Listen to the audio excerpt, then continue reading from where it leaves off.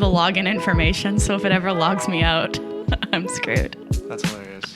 Well, don't worry, we'll get you fired up again. Don't tell Jordan. Yeah. That, I'm using his Crave account. It's so funny. It's crazy how many like streaming services are out there, though.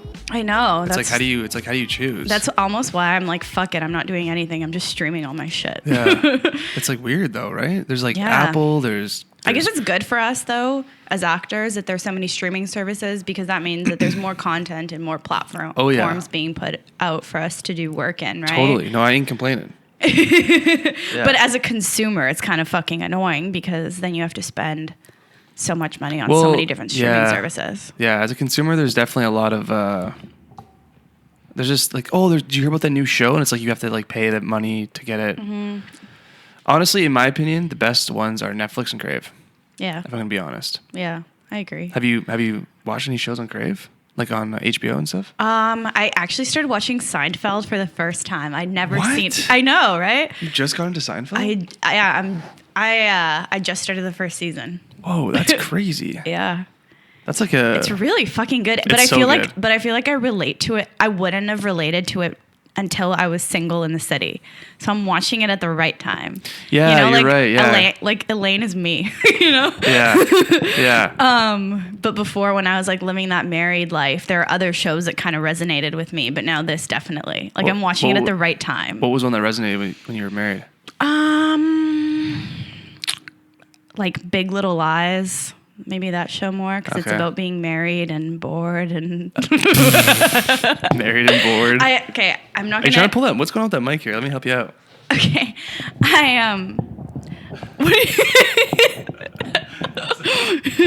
You can move back a bit too. Sorry, everyone listening to this. But then it's like in my face and I can't see you. Oh, okay. Me and Anna haven't podcasted in a while. We're a bit rusty. I actually just it's funny. I just had an interesting experience on the way over here. I was taking the train over, and you know, sometimes when you're feeling kind of lazy, you see someone that you kind of know, and you could go and talk to them and make conversation. Yes, an acquaintance. Yeah. Or you could pretend that you don't see them and keep listening to your music. And you pretended? You son of a bitch? No, I thought about it, and then I went over and talked to him. Nice. And I was like, hey, how's it going? And we started talking, and he said that I asked how he was doing, and I could see some tears start pricking in the corner of his eye. No. And I was like, he said, yeah, I've had a bunch of life changes in the last 2 months. You're and I'm like, gotta go, this is my stop. No, I was like, I mean, I understand. Like, I went through a divorce last year, so I understand big life changes. And he looked at me and he was like, I just separated from my wife. Whoa. Like, he's like. Did he give you his number? Yeah. He did? Yeah. Like, obviously in a we're going to go for coffee. And then I was telling him, it was kind of nice to feel like, hey, like I have come far, because I was able to tell him like what he's going to experience. And I'm like, life is going to open up so much for you in ways that you didn't realize. And he's like, it already is. And it was really nice. You could tell he was like about to tear up though. Yeah. Damn. Because it's fresh for him, right? Because he like just. I don't do well in those situations. If it's like a close friend, I'll like be able to like comfort them or whatever. But maybe if they had been through the same thing you had. Yeah, true. You know? Yeah, like lost a loved one or something like that. Yeah, for totally. Sure. Yeah, that makes sense though. And yeah, it was cool. It just shows you that you should take those experience or those opportunities when they present themselves, instead of just fucking listening to your music and being a dink. A dink. I'm guilty of that sometimes. I'm so guilty of that. But the more you actually go out of your way and say hi to the person that you're like, I don't really. Actually, listen. I have a theory on this. If you follow someone on social media, I mean, whether it's celebrity or whatever, but if you're following someone's life on social media and you kind of keep up with them in a way, and you see them, go fucking say hi, or just I don't know. A celebrity, you mean? No, I'm just a person. Like if you're following me on social media and you're seeing all my stories and stuff like that, and you don't say hi to me, I find that strange. It is strange. Like what are you doing? Yeah, there are people that I've seen see my stories and then we walk and like barely acknowledge, and I'm like, I know you're watching me. Yeah, I know you're keeping up with me. What are you doing? Yeah, that's a weird one. I mean, everyone's guilty of it. I kind of just like get out of the way too, right? Yeah. But this city is small. Like if you're not saying what up to people in the city, whew, yeah, you got some issues coming. And the city is also cold, so try and do that if you can. Try and overcome the. And by cold, you mean? I mean cold. Not the weather. Not the weather. People are just cold. People are cold here. Yeah. People are closed. People are to themselves. Yeah. I feel like they're in a bit of a haze here. Everyone's smoking dope. Everyone's getting high and they're crashing. And they're always crashing on the LRT or the, it's not called LRT. What do you think it is, though? SkyTrain. I don't think it's weed, but like, why is Toronto friendlier than Vancouver? Well, I think it's the weather. I mean, when it's gloomy out, I think the sun does something to people for sure. I mean, the sun does, get you going. 100%, right? Like, would you notice when it's a sunny day here, it's a different lifestyle?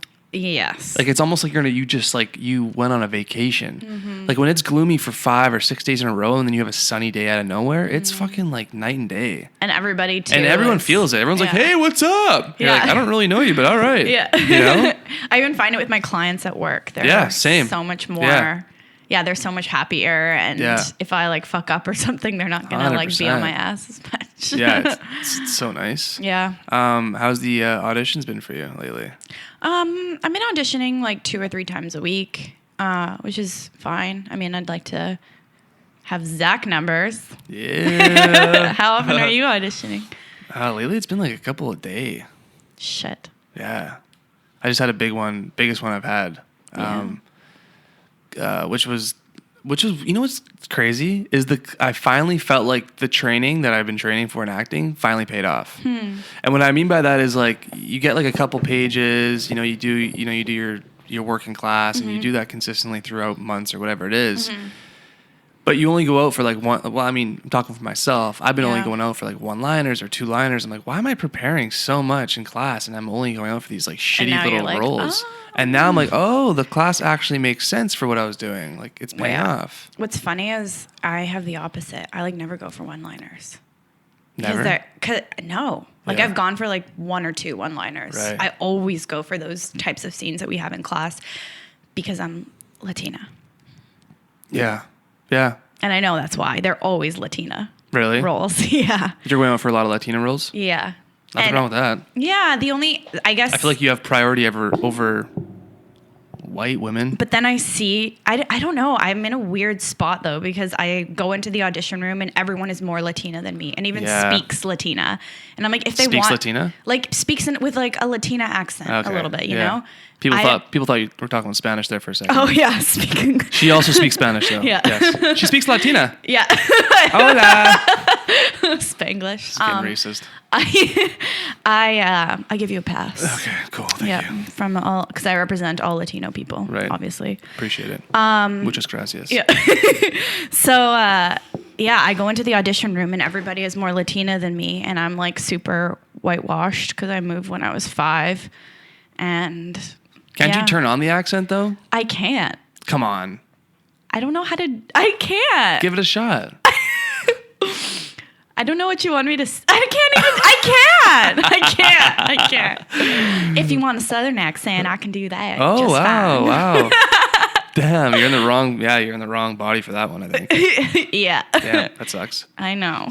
So everyone has like an accent and stuff like that. So when they go in the room, the readers want them to speak English, of course, but with a Spanish accent. Yeah. Well, if they want a Latina, don't they want somebody recognizably Latina? Because. Not necessarily. Like, I don't know. Like, I feel like most roles are definitely, they want that American standard accent, right? Yeah, they do. But if it's a Latina role, I don't know. I'm just. Yeah. We're all trying. What I'm saying might be bullshit. We're all trying to figure out. You also could you could go out for like native roles. Aboriginal. The other day I went one for like mixed ethnicity, mixed Asian. Yeah, I could see you going out for like mixed Asian roles for sure. Yeah, but then I'm not mixed Asian. And I feel like in this climate, you playing something that you're not isn't so PC anymore. You know what I mean? Yeah. It's not as kosher. They're gonna be like, why didn't they pick an actual half Chinese person? They're picking this girl. Yeah. You know? Mm-hmm. So I don't know. I think that it could be an advantage, but it also could be a disadvantage because I'm not Latina enough. Yeah. Like Astrid, our friend, was telling me that I should work on it. Work on what? The accent and like try and do that. Well, I think you should. Yeah. Lean into it. Well, you should have that for sure. I mean, that should be just something that I would Maybe I should like go to the tanning salon and like, because in the summer, I think I look more Latina. But I get super pale in the winter. I'm telling you right now, when I first met you, I knew right away you were Spanish. Really? I thought right away, I was like, oh, she must be from like one of the Spanish Please. We need to move away from this topic, Anna, because I'm looking like a fucking real idiot. I'm pretty triggered right now, so yes, we can move on to the next topic. Are you still training? Yes. Nice. Always. Atta girl. But I think I'm gonna switch it up, do some scene study, maybe do some one-on-one coaching. Atta girl. But like a different scenes. Like yeah. I just kind of feel like I'm definitely the type of person, and I'm like this with jobs, like once I start getting comfortable, I want to move. Nothing wrong with that. You know? Honestly, I feel like most successful people feel that way. Yeah. Yeah. I start wondering, like, is this just a security blanket now? Because you never want anything to become like a security blanket, right? No, you don't. And I just think it's good to mix it up, because you never know what's gonna resonate with you, 100%. right? Mm-hmm. Yeah. And this past little bit, I've actually been focusing hard on like health and nutrition and. What do you mean by health? Mental health? Yeah, that too. But like. You're like, fuck that. No, that too. But like working out and like eating super healthy and just like treating my body really, really well. Right. Because I think that's something that like suffered with all of the changes I've had in the past year, and I feel like it's just really important work to do as an actor, you know? Right. To feel good in your body. 100%. Mm-hmm. Like, are you doing a lot of yoga stuff, or what are you? Mm-hmm. Like gym and yoga. Working out? Mm-hmm. Weightlifting? I do a little bit of it, but I'm mostly like doing like Pilates type of things. Pilates? Yeah. Nice. That's awesome. Nothing wrong with that. I don't know. I just find I've injured myself a few times with weights, and I just like cardio a lot. Like, I'd rather do an hour of cardio at the gym. Really? An hour? Lift weights. Yeah. And I will. Like, I'll do an hour, and I'll just switch machines. Like, I'll do the stairs for like 10 minutes and then like switch it all around. So I'm working everything. Yeah. Be careful. You don't wither away though. Yeah. Can't do too many calories being burned there. I guess it's because I used to be a runner. I've been running again too. Right. Jesus Christ. Sorry about that. Phone. Yeah, the thing is any kind of movement that you're doing daily is going to affect not only your body health, but your mental health as well, right? So any kind of movement that you're doing is definitely amazing. Mm-hmm. Yeah, I want to kind of work on my mental health. I was thinking about seeing like a therapist or something. I don't know. Yeah. Something like that. Yeah. I did a lot of years of therapy. You did? Yeah. I probably did like. Why'd you stop? A lot of it was marriage therapy. Really? Marriage therapy? Yeah, we went to a marriage therapist, and did you find that helped in any way? Yeah, to communicate. Yeah, but I mean, I think everybody should try therapy for sure. Right. Everybody should try therapy, but the approach that I've been taking lately is more like journaling and reading and just like putting my headphones on and going for like a 2-hour walk. A 2-hour walk? Yeah. Nice. Just like to think. How do you find the journaling is going? I think it's good. Yeah. I think it helps create some sort of internal order. You know what I mean? To like, because you have all of these thoughts and then getting it down on paper, you're like, oh, okay, it kind of makes more sense to me now. Because if you're anything like me, which I think you are, like an ADD brain, like I find it hard to sometimes articulate exactly what I'm like feeling and thinking. Right. Because I have so many like conflicting things, and then getting it out on paper creates some sort of order from the chaos within. You know? Yeah, totally. do you do journaling too, right? Yeah, I journal like every 4 or 5 days. I'll want to, and I want to do it. It's not something that I'm like, oh, I need to do it today. I set my alarm to do it. It's something that I actually crave for it. Do you physically write, or do you? Yeah. Yeah, I physically write. I do it I have a Word document on my laptop. You type it out? Yeah, because I can't write as fast as I can think. That's what I was actually thinking about that too. You know? Yeah. And I just want to like get it out, because I like that. Yeah. I've read a lot about stream of consciousness journaling, and that's supposed to be the best kind for, I don't know, for like mental health and really getting things out. So I just want to like get it out, you know? Yeah, I feel the same way. I can't write fast enough. Yeah. I'm the same exact way. And then I journal more I journal more because I just get frustrated with a pen and paper, you know? So I journal more if I do it on my laptop. So I bought Joey this too. It's called the High Performance Planner. It sounds kind of ridiculous when you say it out loud, but basically what it is it is a daily thing that you're writing in, and it's asking you 10 questions at the beginning of your day, and it's asking you like, who's someone that you need to connect with today.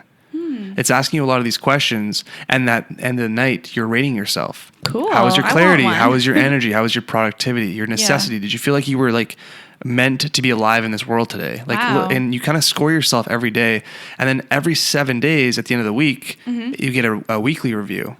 And after you do 4 of these, you get a monthly review.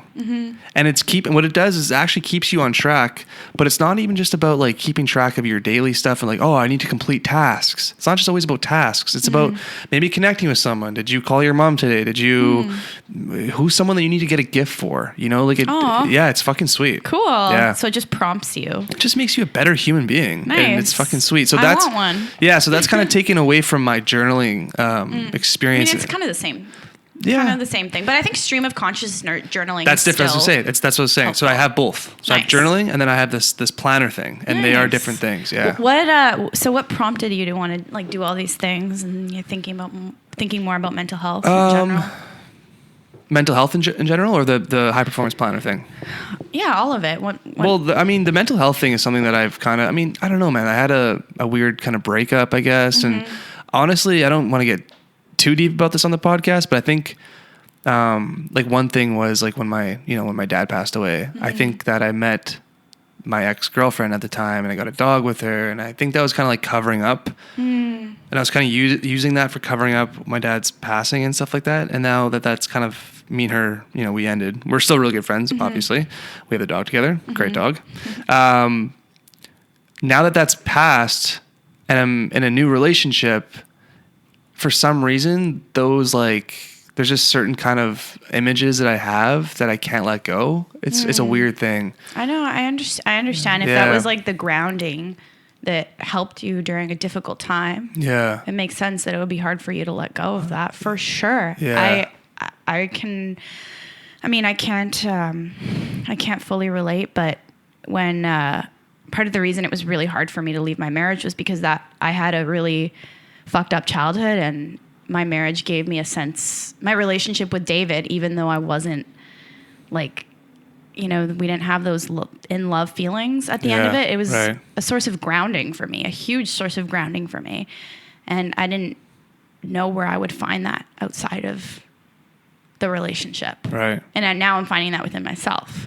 Right. Yeah, it's in yourself. Like it's in you. You know what I mean? And I'm starting to realize that it is. The book you recommended to me, dude, is fucking amazing. Yeah? Untethered Soul? Oh my God. Oh, I'm so glad. I'm like halfway through it right now. And what I like about it too is it's a book where it's not talking about each chapter is different. Like you don't have to most books take me a while to get through. And if it's a book that's a continuous story, which most books are, I almost lose. I'm like, what happened again at the beginning? Like I almost lose that. Yeah. What's cool with the Untethered Soul is each chapter is almost a self-help tip.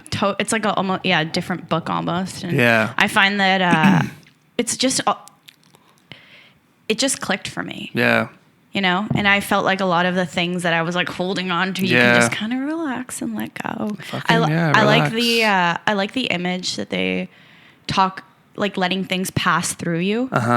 You've like where you're driving down the street and you just like let things pass through you. But remember that chapter where they said, imagine yourself driving down the street and every tree and everything that you pass by, you're not like clinging on to it. You're fully present in the moment and accepting new information. The Mustang car and then you see the Mustang that kind of looks like your ex-girlfriend's Mustang. Yeah. And she's in, or like there's two people in there. And now suddenly you're not taking in any of the new information or anything that you're seeing down the road. You're completely stuck on that one thing, you know? And like the idea of relaxing and releasing. Right. I really like that. Instead of like stuffing it down or not thinking about it, like you can... Or even just overthinking about it. Yeah. Remember they talk about that, like overthinking about it, clinging. Dude, I've had thoughts and I've thought about them for like 48 hours. Yeah. Like I'd even be in an audition. I'd be like, oh, my lines, blah, blah. And then I'd go to that thought, I'd be like, remember that thing that was affecting you? It's like, why are you thinking, like, why are you digging for it now? Yeah. That was a big thing too. Just like having it come up. It's normal for it to come up and let it go. And you notice it with other people when they're doing that too. And you're like trying to explain to them that what they're doing is, and they just can't. You got to read the goddamn book. Yeah. You do. You got to read that book. Yeah. But it's almost like hard for me now to sometimes, I don't know, have sympathy or like entertain that kind of thing when people are just like following that. And I'm like, I see exactly what you're doing. Yeah. You know? Yeah. But honestly, so people used to give me book recommendations all the time. Like, oh, you got to read this book.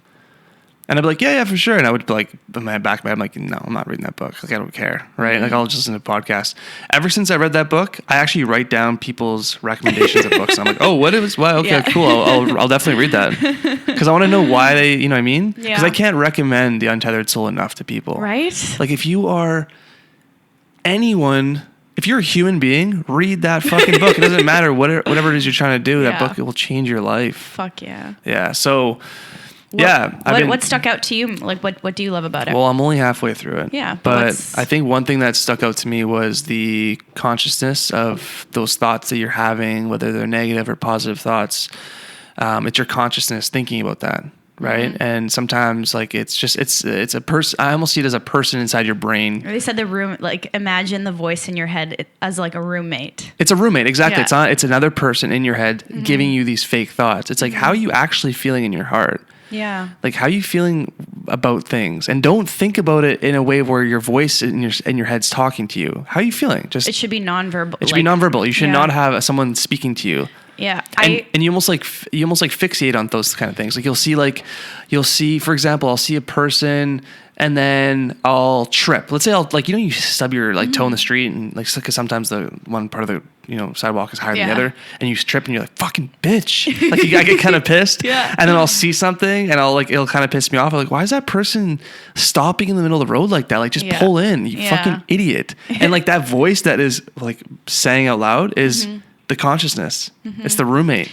And there's a part in the book, I don't know if you've got to it, but they said, is my freedom, or is this worth losing my freedom? Because you were like happy and content before. Are you going to like let yourself tripping? Are you going to give your freedom away that way? Mm-hmm. And give your energy freely away that way?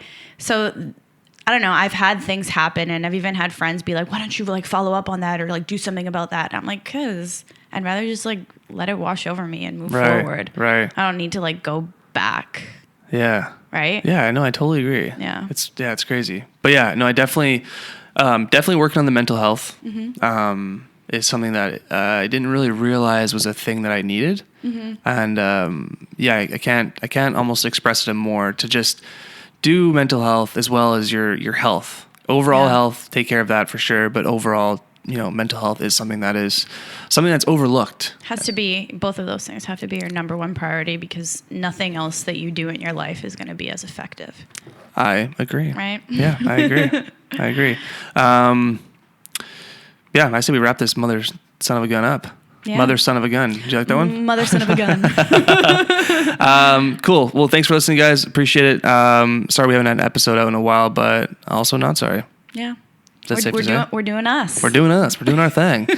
Next episode, we'll have a guest on. Yeah. Right? Someone sweet, someone cool. Yeah. We are taking our time with our guests nowadays because, we just are.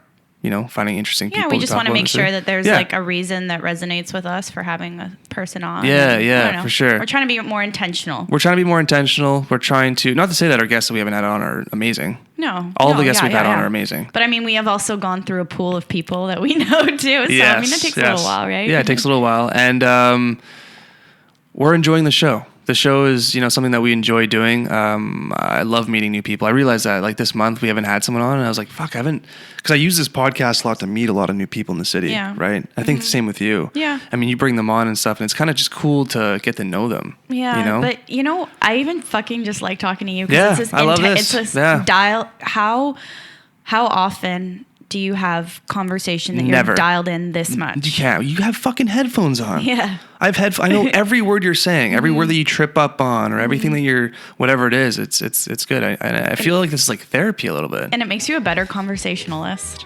Yes. A last recommendation I want to give is Yeah. because I can't afford therapy right now because it's really expensive. I just watched videos. It's hella expensive, yeah. I just watched School of Life videos on YouTube and a bunch of like self-help shit. I can like put it in the description. All of the YouTube stuff for other people who are too poor for therapy. Yes. Perfect. Okay, guys. We will see you not next week, but I don't know. We'll see you when we see you. Yeah. Take it easy. Bye. Bye-bye.